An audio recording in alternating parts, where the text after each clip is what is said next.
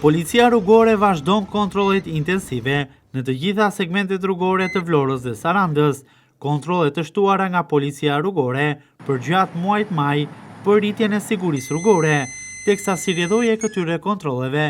42 drejtues mjetesh janë arrestuar ose janë proceduar në gjendje të lirë dhe mbi 5.000 masa administrative me gjob për shkelje të ndryshme të kodit rrugor.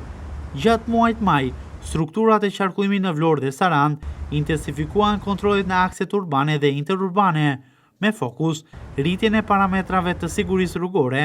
dhe reagimin ndaj çdo shkelje që cënon jetën e përdoruesve të rrugës. Si rezultat, u arrestuan 22 drejtues mjetesh, u proceduan në gjendje të lirë 20 të tjerë, si dhe u pezulluan 5 leje drejtimi. Gjithashtu, u vendosën në total 5.030 masa administrative, konkretisht 1.367 për te kalim shpejtësie, 336 për parakalime të gabuara, 297 për mos vendosje të ripit të sigurimit, 115 për përdorim të celularit gjatë drejtimit të mjetit, 420 për mos vendosje të kaskës mbrojtëse, 60 për drejtim mjeti nën efektin e alkoolit, si dhe masat të tjera për shkelje të ndryshme të kodit rrugor.